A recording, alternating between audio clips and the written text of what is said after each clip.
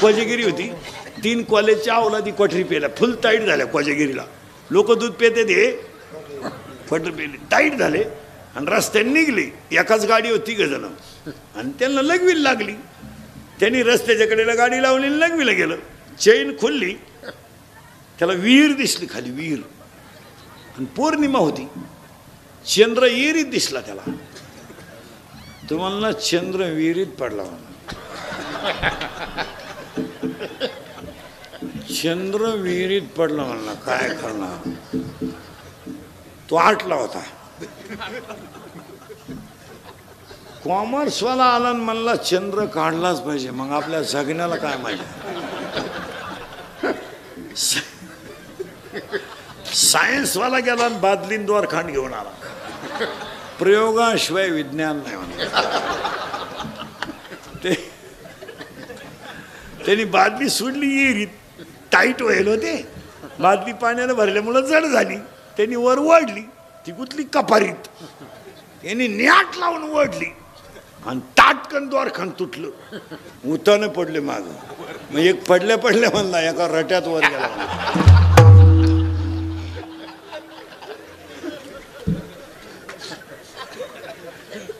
लई क्वालिटी आहेत भाऊ. 2 भोंगळे दारुडे रस्त्यानं आले. भोंगळे पुरा मोकळा, एकानं लंगोट लावून होता आणि एक मोकळाच होता. पुरा मोकळा, सिग्नल नाही, ट्रॅफिक नाही. आणि तो लंगोट लावेल त्याला काय म्हणतो माहिती का, अरे का मोकळा हिंडा तो, ही घे लंगोटी, जाईल मोकळे दोन्ही बी. नाही कठीण. 2 दारुडे डुलत आले, त्यातला एक दारुडे म्हणला मी मुख्यमंत्री होणार. दुसऱ्याने त्याच्या खाटकन ठेवून दिली. म्हणला तू होऊ शकत नाही. म्हणला का, मी जर राजीनामाच देईल नाही. आता काय बोलता काय. सावत्रा देवीदास साहेब कडलेले यांच्या अभिष्टचिंतनाला पहिला संकल्प आपल्याला आपलं म्हणा. आजच्या कीर्तनातला सगळ्यात मोठा संदेश आहे. मोबाईल वापरणारी मंडळी ध्यानात ठेवा, मोबाईलचा वापर कमी करा. गरज म्हणून वापरा, आवड म्हणून वापरू नका.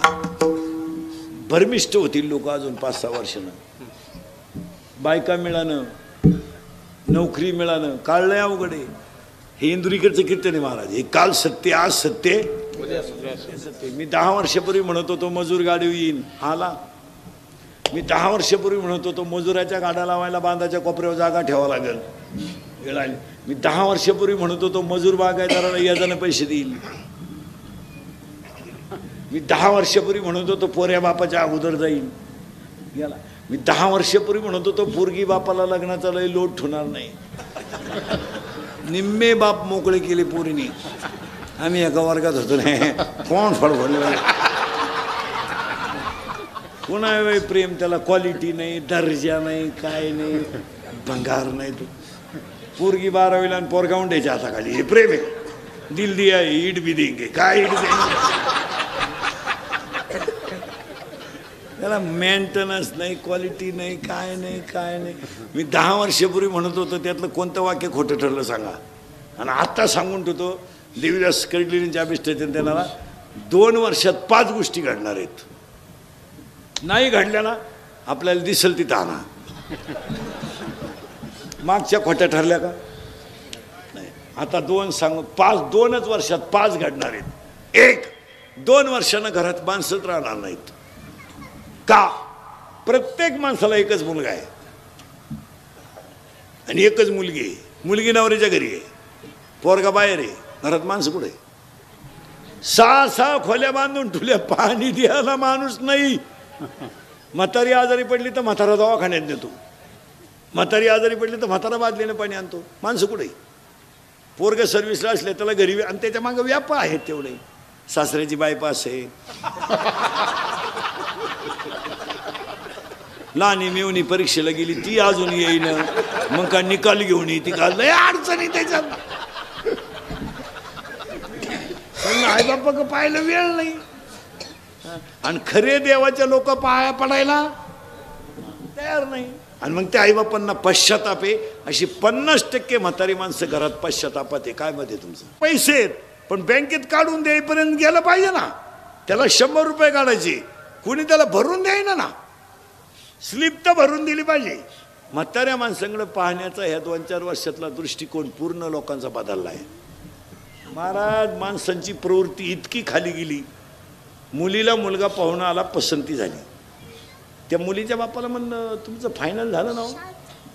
तो काय म्हणणं माहिती आहे का, घर चांगलं आहे हो, पण त्याला 3 भाऊ आहे हो.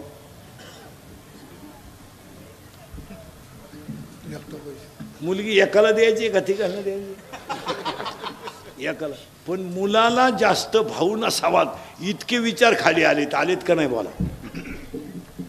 जुनी माणसं म्हणायची अरे कौलाचं घर आहे, दारात 100 म्हशी आहेत, दारात लक्ष्मी आहे, पोरगी देऊन टाका.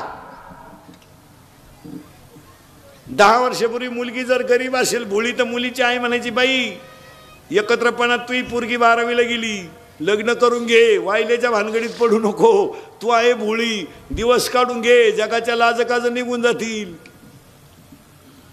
काय सुंदर सल्ला होता आईचा.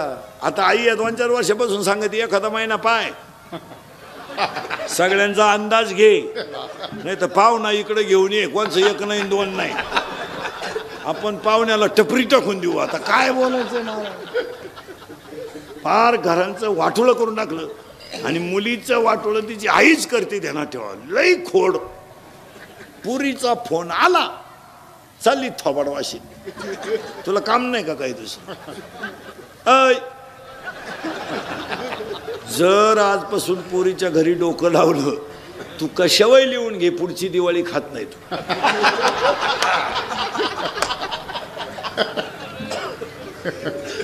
अहो ज्याचं त्याचं प्रारब्ध आहे, चांगलं होईल नाही तर वाईट होईल. आणि काही माणसांचं महाराज गरीबाच्या मुली घरात दिल्या, आज त्या स्लॅबमध्ये येत येताना आपण तो महाराज झोपडीमध्ये 4 म्हशी पाळणारी माणसं आज बंगल्या पुढं कोब्याच्या कॉन्क्रीटवर म्हशी बांधतात. काय घडू शकतं त्याच्यात? नाही. आता आपण लहान होतो तर आपल्या म्हशी कुठं राहायच्या, गाया कुठं राहायच्या, वटेच्या खाली गाळात. आज कुठं आहेत? फॅन आहेत, म्हशीला फॅन. महाराज प्रारब्ध आहे, काळ बदलतो. तुम्ही फक्त आहे त्या काळाशी समरूप व्हा. नुसतं चांगलंच पाहिजे म्हणलं कसं मिळेल?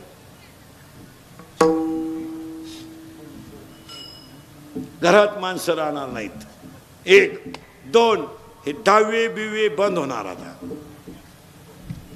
10व्याचं आता पॅकेज निघणार बामणाला. पॅकेज लग्नाचं काय निघतंय आता?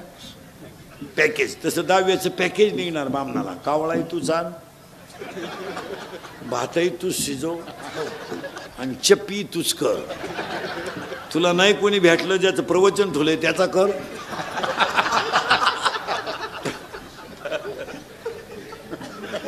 नाही, बंद होणार हे सगळं. माणुसकीच संपली. भाऊबंद राहिले नाही. वाडा उलातला.